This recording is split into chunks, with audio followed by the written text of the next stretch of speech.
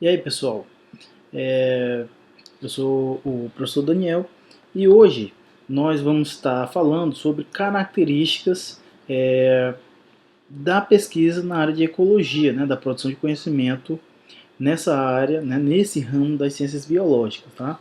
É, Em um momento anterior, a gente falou do marco histórico da definição, então agora é interessante que nós tenhamos a noção, né, principalmente para aquelas pessoas que são iniciantes nas ciências biológicas, ou até mesmo pessoas de outras áreas, compreender algumas características próprias dessa ciência, tá bom?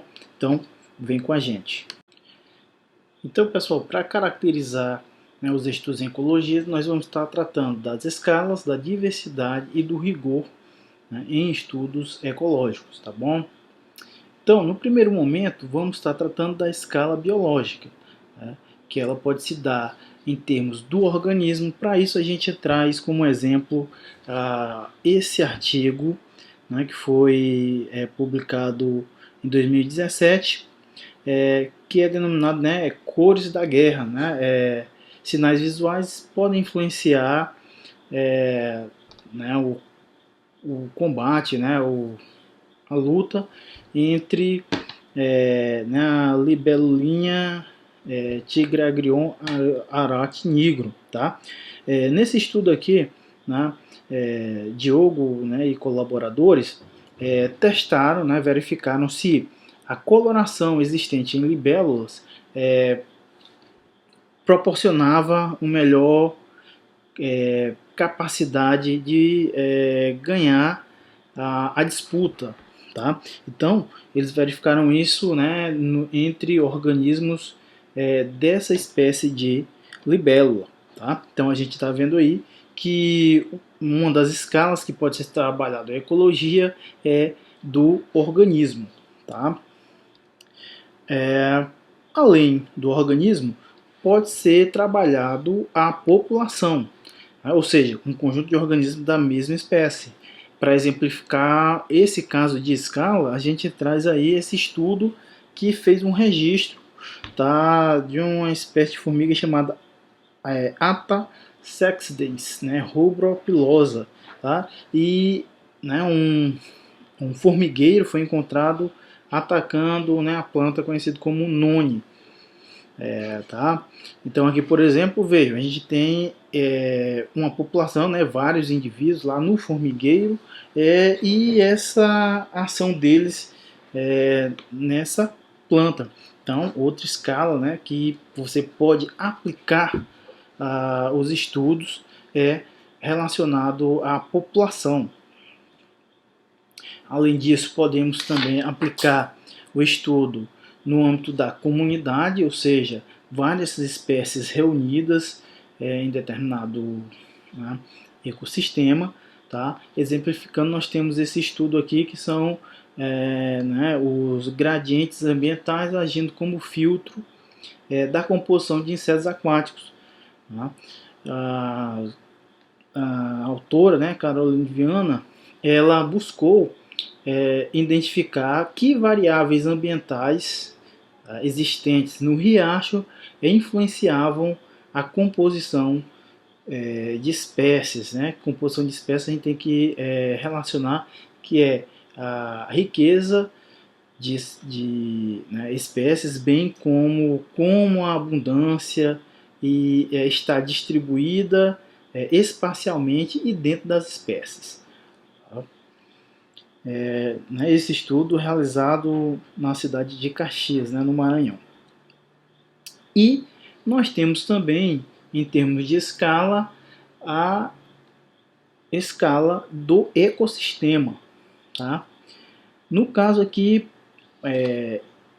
o estudo que, né, trata sobre uma escala de ecossistema é esse que trabalhou, né, a vulnerabilidade de mamíferos, né, em risco, integrando, né, um modelo, né, uma abordagem de modelos que integravam as questões relacionadas à paisagem e ao clima.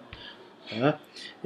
Então, nesse trabalho aqui, se construiu, né, um modelo matemático para verificar em termos do ecossistema, né, do cerrado, como estava em maior risco, né, ou em maior vulnerabilidade esses mamíferos que já estão dentro de uma categoria de risco, né, de extinção. Então vamos à frente. Esse então é o primeiro nível aí, né, que é a escala biológica. Continuando com a questão de escala, a gente pode ter a escala espacial. Tá? Quanto à escala espacial, a gente pode ter um organismo funcionando como um elemento de escala, né, espacial. E aí então, né, exemplificando esse tipo de escala espacial, a gente tem esse trabalho aqui, tá, que é, né, parasitas, né, larvas aquáticas e terrestres, de parasitas de Ichnura astata, né, partenogênicas, tá bom? Foi feito, né, nas Ilhas Açores, tá bom? Pessoal, nesse trabalho aqui, o que é que eles estavam verificando? Ichnura astata é uma libélula, tá? E aí eles avaliaram o parasitismo que ocorria nesse, né, organismo. E levando em consideração o quê? Que esse organismo ele se reproduz de forma partenogênica, ou seja, não precisava de fecundação, de tal forma que tem baixa diversidade genética. Né? De forma geral, eles verificaram que não ocorria grandes porcentagem de parasitismo sobre essas espécies. Né? Então veja aí, mas a escala em que foi o estudo foi em termos do organismo. Tá? Além disso, nós podemos ter também em termos espacial um estudo local, e aí a gente tem, né, esse estudo que mensurou, né, a heterogeneidade espaço-temporal ambiental de igarapés em um encontro no Cerrado Caatinga. Né? Ou seja, veja, esse estudo aqui ele foi aplicado em uma área de proteção ambiental, tá, localizada na cidade de Caxias, no Maranhão. Então, pegou-se ali um conjunto de riachos que estão dentro dessa área de proteção ambiental. Então, veja um estudo local. Tá?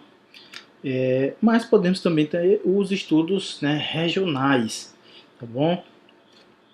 Como exemplo, nós temos aqui esse estudo, que são os limiares, né, da biodiversidade de água doce em resposta à perda de vegetação ripária, né, na região neotropical. Então aqui a gente tem um grupo, né, bem extenso de pesquisadores, né, representam, né, vários estados, né, do país. Então basicamente a gente tem aí né, uma grande extensão, né, de área, né, de espaço no qual foi aplicado, tá, esse estudo. Né? Basicamente, a gente tem diversos riachos de diferentes bacias hidrográficas que participaram, né, que fornecendo dados para esse estudo, então que entra numa escala, né, regional, né, uma escala bem grande em termos espaciais. Bom, dando continuidade, nós temos a escala temporal. Então vamos lá. Para a escala temporal aqui, olha, a gente tem esse estudo que pode representar a questão de horas ou dias, tá? Que foi um estudo que, né, denominado insetos de importância forenses, né, associada à decomposição cadavérica em uma área rural, né, da Amazônia Andina. Né?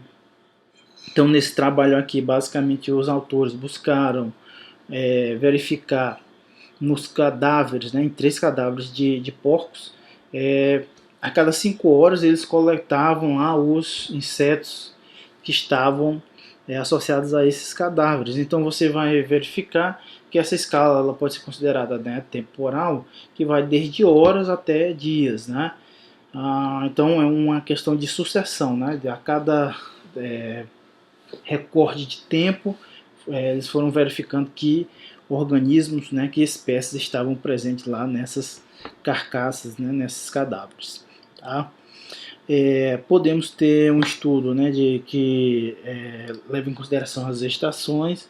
Então temos aqui nesse estudo que avaliou os efeitos, né, das variáveis ambientais e da integridade de hábitat sobre a estrutura, né, das comunidades aquáticas, tá? Né, de insetos, no caso. Nesse estudo aqui se buscou verificar como a integridade do hábitat de riachos, né, e como as variáveis ambientais desses riachos, no caso aí variáveis ligadas à questão físico-química, como é que elas influenciavam na estrutura no sentido, né, de composição, de riqueza, de abundância de insetos aquáticos contidos, né, em riachos dessa região. Né? Além disso, podemos ter estudos de longos períodos, né, de vários anos, né, ou de séculos até, se você tiver bastante dados, tá? Então, mais para representar aqui estudos de longos períodos, a gente tem esses que são, né, abordagens de modelos para estimar a distribuição espacial da riqueza de abelhas associadas, né, à produção de soja no Cerrado brasileiro, olha, do que foi durante o período de 2000 a 2015, né? Então, nesse estudo aqui, você pega aí essa escala temporal, né, de 15 anos, e aí eles estabeleceram, criaram um modelo para fazer a previsão de como é que estava distribuído a riqueza de abelhas de acordo com a produção de soja. Né? Então, em termos de escala temporal, a gente poderia ter, né, essas características aí de estudos nessas situações aqui. Tá? Então, dando continuidade. Agora, né, acabamos a ideia de caracterização das escalas, agora vamos para evidências ecológicas, ou seja, como é que a gente observa, como é que a gente obtém os dados para chegar às conclusões. Né? Então, a gente tem, né, as observações em campo, tá? Aqui, com relação à observação em campo, a gente traz novamente aquele, né, as cores da guerra, que a gente citou anteriormente, quando falou da questão das escalas de estudo, né? A primeira escala, que foi a escala biológica dos organismos. Então, esse estudo, ele representa um estudo de observação em campo. Né? Mas além da observação em campo, a gente pode ter os estudos que são de experimentos em campos, tá? E aí a gente teria, né, esse outro estudo aqui, né, que é as fêmeas, né, da donzelinha vermelha, a Mzarete púdica, né, elas são atraídas pelos machos mais com uma pigmentação mais forte, e isso também atrai os machos rivais. Tá? Então, nesses estudos aí, né, eles verificaram exatamente, realizaram um experimento, tá, em campo, que exatamente tentou observar, né, como se dava a atração da fêmea em relação ao macho. Tá? Continuando, né, em termos de evidência ecológica, a gente pode ter experimentos realizados no laboratório ou a criação de modelos. Tá? Como exemplo, aqui a gente tem esse experimento chamado Venha para o Lado Negro, né? Seleção de hábitat de larvas de odonata dependem, né, do padrão visual do fundo, né, de fundo. Tá? Nesse trabalho, basicamente, então, eles montaram um experimento no laboratório, tá? Onde eles colocavam lá nos criadores dessas larvas situações que representavam, né, uma área mais, um fundo, né, mais claro, um fundo escuro e outros fundos que representavam uma situação mais complexa. Então, nesses estudos, eles observaram que essas larvas, elas preferiam ou os fundos mais escuros ou, né, os fundos que tinham maior complexidade. Né? Então, esse é um experimento montado em laboratório. E enquanto os modelos matemáticos, a gente tem, né, novamente, né, aparece novamente aqui, aquele artigo onde a gente falou que eles estimaram a riqueza de espécies de abelha e da produção de soja durante esse período de 2000 a 2015. Né? Eles observaram que esse modelo matemático ele, né, foi bem interessante e conseguiu explicar bem essa relação entre essa distribuição de riqueza de abelhas e a produção de soja durante esse período aí. Então, além disso, pessoal, uma importante característica da ecologia é ter deixado mais esse aspecto de algo descritivo, né? E aí, ao superar essa questão meramente exploratória, né, mais descritiva, isso foi possível com a questão do rigor, a partir do momento que insere-se, né, a questão da probabilidade, ou seja, o quanto é provável que o evento que a gente está observando ocorra em razão de algum mecanismo, né, dentro do ecossistema, ao invés do que a gente chama de acaso. Né? Então, para representar, né, a questão do rigor, a gente traz como exemplo esse artigo aqui, que é chamado A Congruência da Composição de Odonatas entre os períodos de estiagem e chuvoso, né, no Cerrado Maranhense. Tá?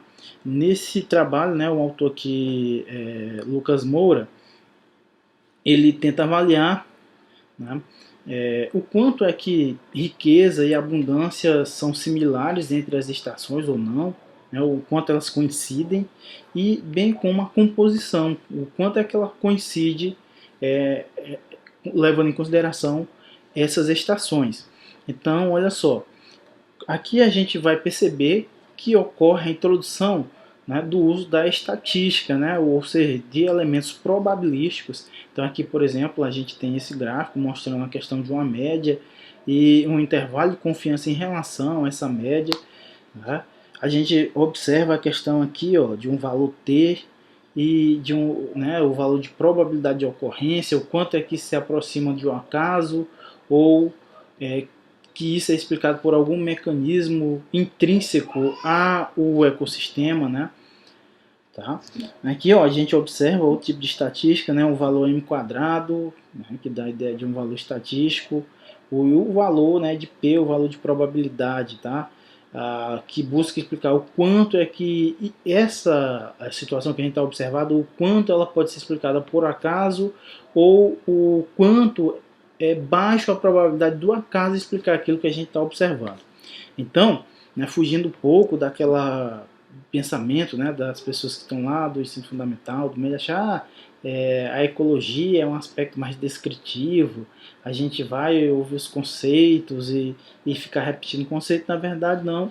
A gente pega essa teoria, a gente pega esse conceito e vai avaliar ele muitas vezes através dos testes, ou seja, o quanto aquilo que a gente prevê, né, aquela hipótese, o quanto que ela pode ser explicado pelo acaso ou por mecanismos intrínsecos, né, à natureza. Tá? Então é isso daí, pessoal. Aqui a gente, de uma forma rápida, tentou mostrar, né, os 3 níveis aí que caracterizam a ecologia, né, os estudos ecológicos, né, que foi a escala, né, em que esses estudos ocorrem, a diversidade, ou seja, como é que a gente obtém as evidências e como é que a gente torna confiável, o quanto eu posso confiar nessas evidências, nesses padrões, né, com a questão do rigor, né, atingida, conseguida através da aplicação da estatística, né, usando probabilidade. Então, até uma próxima aula. Abraços.